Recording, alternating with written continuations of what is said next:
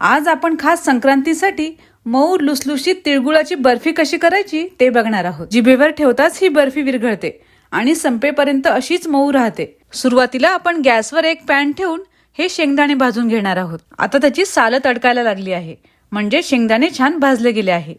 त्याच पॅन मध्ये आता ही तीळ पण टाकायची आणि फक्त 1-2 मिनिटे याला भाजायचं। ही तीळ पण आता बघा छान भाजली गेली आहे। आता एका मिक्सरच्या जारमध्ये हे शेंगदाणे टाकून थोडे जाडसर फिरवून घ्यायचे।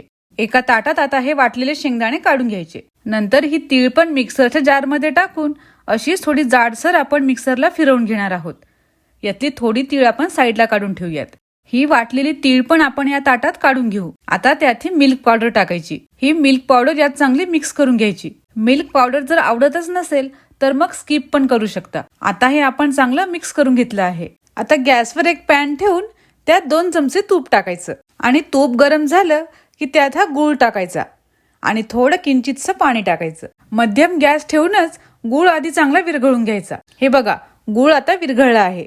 याला असा फेस यायला लागला आहे।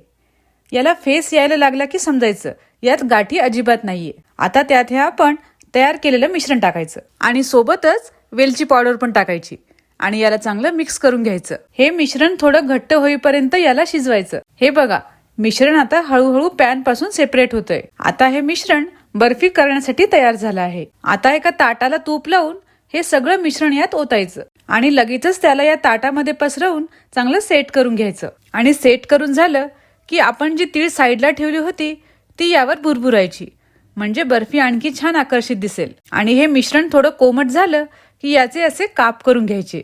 अशा चौकोनी शेप मध्ये मी या वड्या पाडून घेणार आहे। बघा किती छान याची बर्फी तयार झाली आहे।